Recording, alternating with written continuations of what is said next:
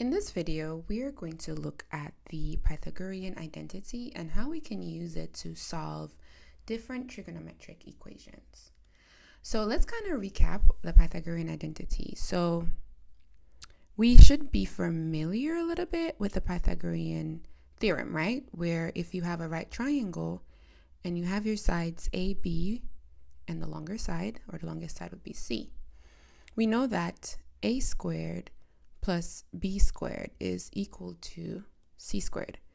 The Pythagorean identity in trigonometry stems heavily from this, right? And so if you recall, if you're in a unit circle, always go back to our unit circle. If you're in a unit circle and you inscribe a right triangle within the circle, well, recall that you still have a unit for your radius, or in other words, your radius is going to be 1.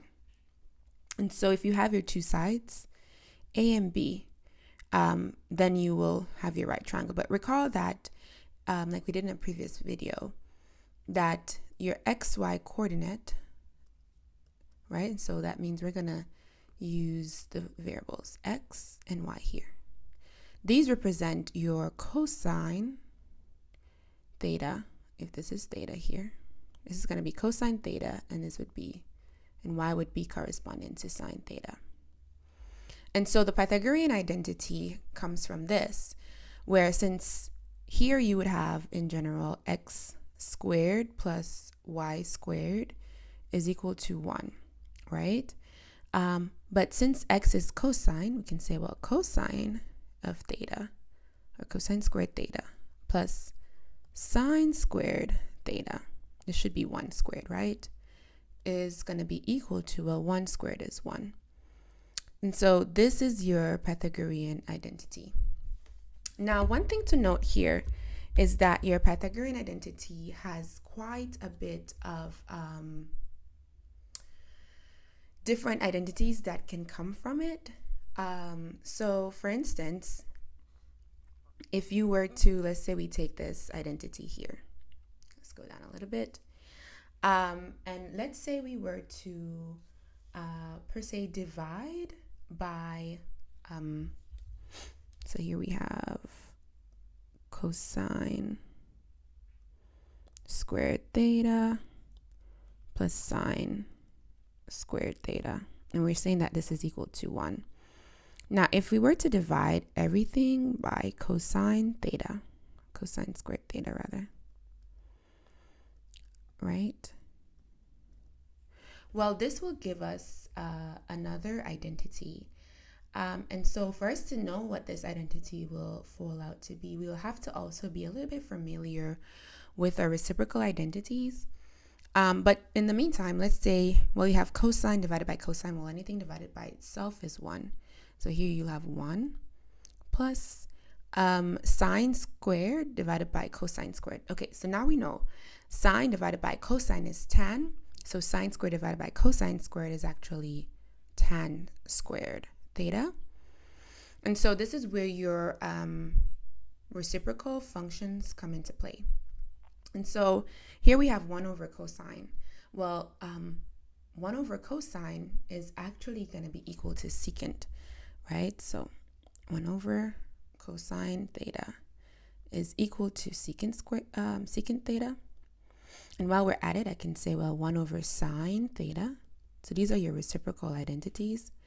That's going to be equal to cosecant of theta. So if we have 1 over cosine squared theta, well, that's going to be secant squared theta. So this is another identity. You can say it's a spin-off, if you may, from the Pythagorean identity. Now, if we also, so we just divided by cosine, but we can also divide by sine. So let me rewrite. So we have cosine squared theta plus sine squared theta. And we know that this is equal to 1. But like we did before, we can now, instead of dividing by cosine, we can divide both sides by sine squared theta. And so what is this going to give us? Well, cosine divided by sine. Well, I also have to write here another reciprocal function 1 over tan theta. That's actually cotangent theta. And how is this helpful? Well, this is going to be helpful because if you recall, tan theta is sine theta over cosine theta, right? And so since tan is sine over cosine, well, 1 over tan would be the reciprocal of that. And so cotangent is actually going to be the reciprocal of tan, which is going to be cosine theta over sine theta. Okay, so that's what we're going to be needing here. So here we have that cotangent theta is equal to cosine over sine. So if we look here, we have, if we come back here where we were before, we have cosine squared theta divided by sine squared theta. So we know that that's going to be this here. So it's going to be cotangent squared theta plus, well, we know sine divided by sine is division by itself. That's going to be 1. And 1 over sine squared, well, that's going to be cosecant squared theta. So this would be another spin-off from your Pythagorean identity. But I will say, if you know the Pythagorean identity, you actually don't have to study these two. You can always derive them. Well, the Pythagorean identity and the reciprocal function, you can always derive them, okay? Now let's look at a few examples that you may have to come across or you may see that involves the Pythagorean identity. All right, so for instance, let's say here we're asked to verify this identity. All right, so here we have 1 plus sine x times 1 plus sine of negative x. And I will also say there are a lot of identities and it only gets manageable if you keep practicing these type of questions. That's the only way. Alrighty, so one thing I notice here is that I have sine of a negative, I guess this is negative theta. And so I'm going to also need to call on what we call the even and odd identities. And so with the even and odd identities, so we have, if you can remember, there are 2 even identities and the others are all odd. And so the only even identities are going to be cosine theta and its reciprocal function, which is going to be secant theta. These are the only even identities, which means, so if you have cosine of negative theta, so let me put that instead. So if you have cosine of negative theta, then what that's going to be equal to is cosine of theta. And so that's because it's the reciprocal. That's because it's an even function. Okay. Alrighty, there we go. Cosine of negative theta is going to be equal to cosine theta. And you can think about the cosine function. The cosine function looks like this, like a parabola, if you may. And so whatever is on the negative side, they share the same y value, right? The negative value, if this is your xy plane, these are your negative x, and these are the positive. They're going to share the same y. Or cosine of negative x or negative theta is going to be equal to cosine of theta. And the same for secant of negative theta is going to be equal to secant of theta. Okay, so secant of negative theta. And all the other functions are odd. What does that mean? Well, for instance, if you have sine of negative x, so that's going to be equal to negative sine of x. If you have all the others, if you have tan of negative x, that's going to be equal to negative tangent of x. If you have cosecant of negative x, that's going to be equal to negative cosecant of x. And then if you have cotangent of negative x, well, that's going to be negative cotangent of x. And if you want to look at a little bit of a demo, looking at tan, so notice whatever is in the first quadrant is going to be reflected in the third quadrant. So for your x value, if you have a positive value at the top here, it's going to be the same as the negative value at the bottom here. And so that is why it's symmetric with the origin, with respect to the origin. And so that is why we have that for all of our odd functions. So now let's come back to this question that we had. So we have 1 plus sine x times 1 plus sine of negative x. So here I see that I have a negative x. So I want to rewrite this, and I'll put 1 plus sine x times 1. Now this will become what? Negative sine x, because sine is an odd function. And we're saying that this is equal to cosine of x. Now notice that this is parentheses, or two things, or a binomial, if you may. And so if you had a regular binomial, if you had, let's say, a plus b times a minus b, right? What would you do? Well, you would multiply, right? And so that's what we're going to do here.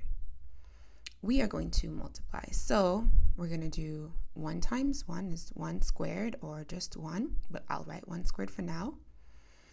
And then here we have 1 times sine, or negative sine x. So this is actually minus, right? So this becomes minus sine x.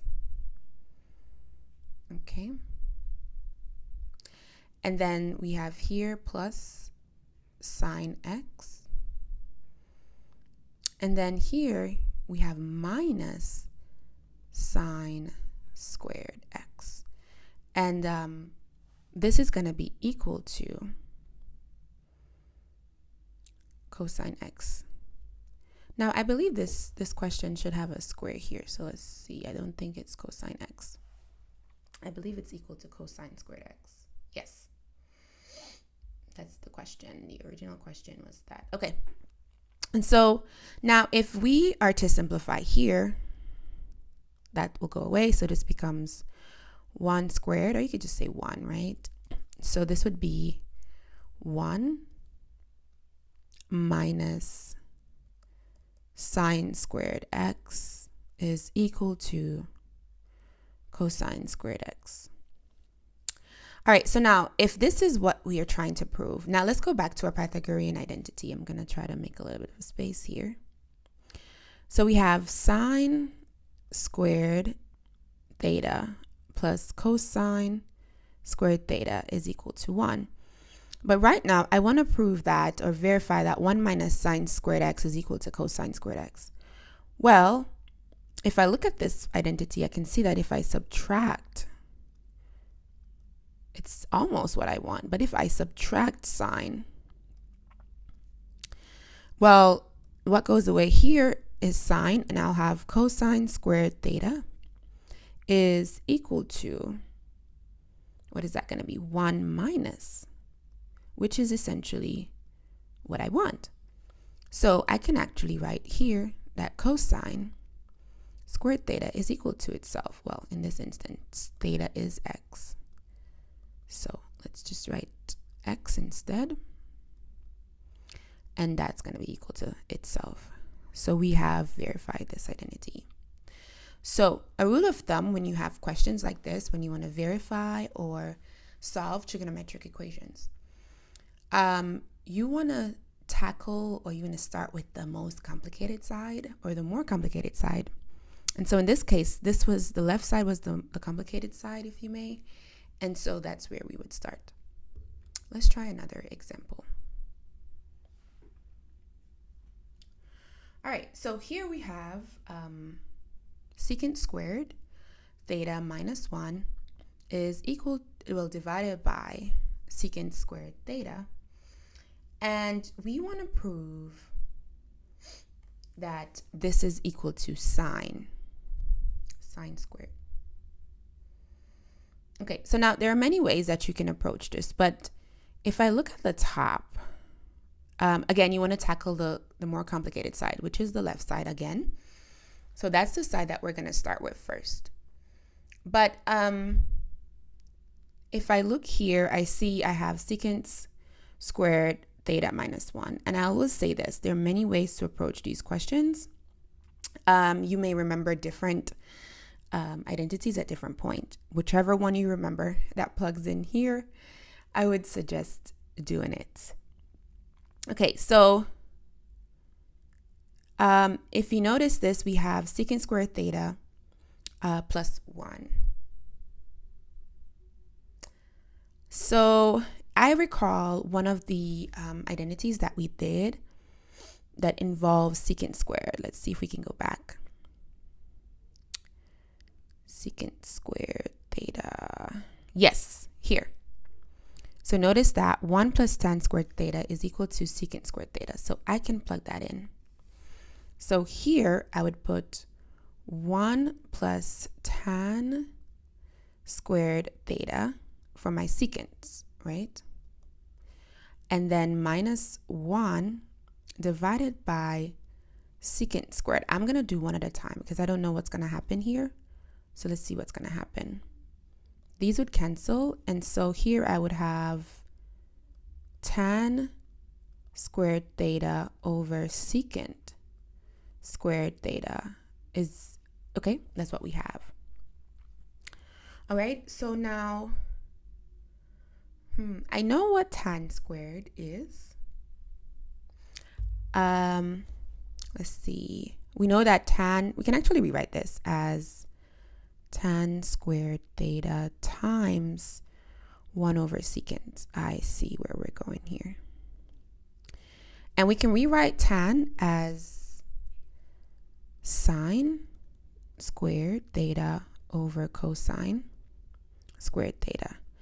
But do you remember what secant squared is? Or well, what is secant of theta? Well, secant is the reciprocal of cosine, right? So recall that secant squared theta, or well, just secant theta is equal to 1 over cosine theta, right? So that means that 1 over secant theta is equal to cosine theta. So I can actually write this 1 over secant as cosine squared theta. And notice what happens here. It's always a good idea to remember, well, what is the end product? What am I looking for? Notice that these two things will cancel, and I'm looking for sine. So the answer here is sine squared theta. And so that gives me what I was looking for, and that proves my identity.